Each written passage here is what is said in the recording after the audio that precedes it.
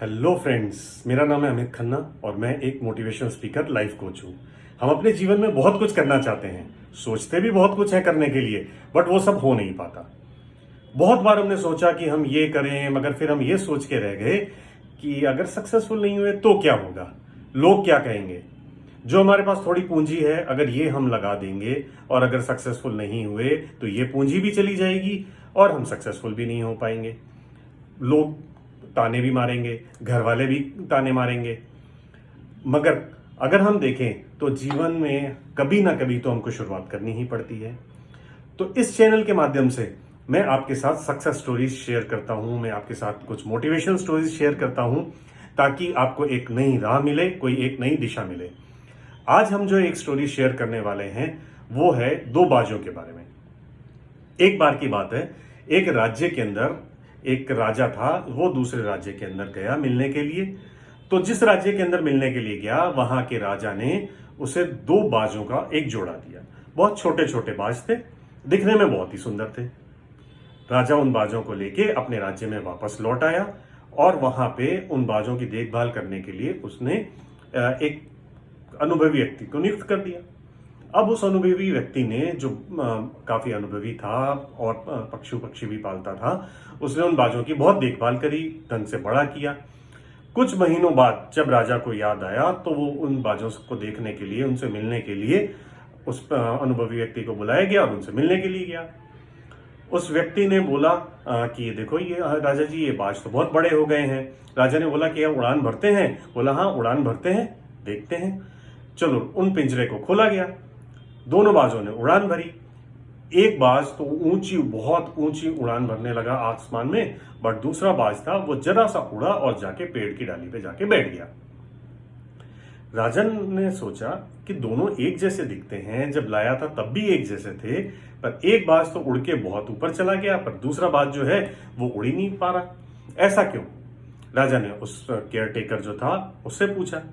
उस care taker ने जवाब दिया कि महाराज, पता नहीं, जब से ये बड़े हुए हैं, जब से इन्होंने उड़ना सीखा है, तब से ये जो दूसरा वाला बाज है ये कभी भी उड़ान नहीं भरता है।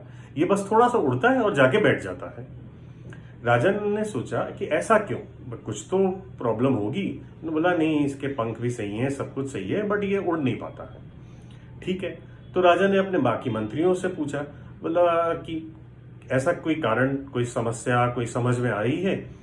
अब राजा ने इस बात को थोड़ा सीरियसली ले लिया और बोला कि हमारा इतना बड़ा राज्य है, इतने समझदार लोग हैं, कोई उपाय, कोई जतन कुछ तो होगा जिससे ये बाज भी उड़ सके। ठीक है। मुनादी करवाई गई पूरे राज्य के अंदर कि जो भी इस बाज दूसरे बाज को भी उड़ा देगा उसको बहुत इनाम दिया जाएगा। मुनादी हुई, काफी लोग आए, बट ऑल इन वेन, कुछ हो नहीं पाया, सब लोग असफल हुए। अब क्या करें? राजा भी निराश हो गया। राजा ने दूसरे राज्यों में भी मुनादी करवा दी, आसपास के जो राज्य थे, कि वहां से कोई समझदार व्यक्ति आए, उड़ाए, मगर कुछ भी नहीं हो पाया। कुछ महीने बीत गए, राजा भी भूल भाल गया इस बात को। मगर एक दिन राजा को एक सूचना दी गई कि ये जो दूसरा बाज है ये भी उड़ने लग गया है। राजा बड़ा चकित हुआ, हैरान हुआ कि हमारी इतने प्रयासों के बावजूद भी जो बाज नहीं उड़ा था, अचानक ऐसा क्या हुआ कि ये बाज भी उड़ने लग गया है। राजा उस बाज को देखने के लिए गया, पिंजरा खोला गया और दोनों बाज एक साथ उड़े और आसमान में दूर दूर तक का उड़ान भरते हुए आ गए वापस।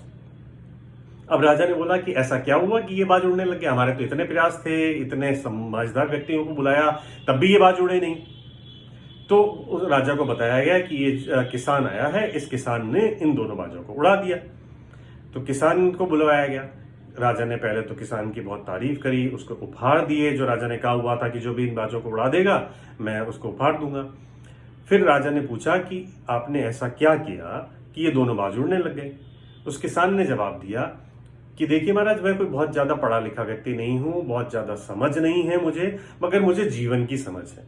मैंने जब देखा कि ये बाज उड़ते हैं और उड़ के जाके एक डाल पे जाके बैठ जाते हैं, मतलब एक बाज जाके डाल पे बैठ जाता है और दूसरा बाज ऊंची उड़ान भरता है, तो मैंने वो पेड़ ही काट दिया।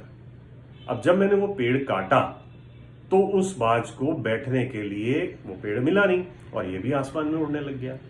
तो ये जो पेड़ है ये है हमारा कंफर्ट जोन। हम रोज सुबह 7 बजे, 7:30 बजे, कभी 8 बजे जो सो के उठते हैं कि अभी आधा घंटा और, अभी 15 मिनट और, ये है हमारा कंफर्ट जोन। उस कंफर्ट जोन से हम बाहर ही नहीं निकलते।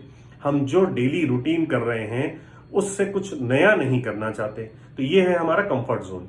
अगर हमें लाइफ में कुछ बड़ा करना है, आज जो कम कर रहे हैं उससे कुछ नया सीखना चाहते हैं, कुछ नया करना चाहते हैं, तो क्या करना पड़ेगा? इस कंफर्ट जोन से बाहर आना पड़ेगा, इस कंफर्ट जोन को तोड़ना पड़ेगा। अगर आपको ये स्टोरी समझ में आई तो इस कंफर्ट जोन से बाहर निकलिए। मैं आपको और वीडियोस के माध्यम से बताऊंगा कि लाइफ में कंफर्ट जोन से बाहर कैसे निकलना है, क्या नया करना है, आपकी सोच जो है उसको इंप्लीमेंट कैसे करना है। अगर ये चैनल पसंद आया तो इसे लाइक कीजिए, सब्सक्राइब कीजिए और मोटिवेशन स्टोरीज के लिए मेरे चैनल के साथ बने रहिए। थैंक यू, धन्यवाद।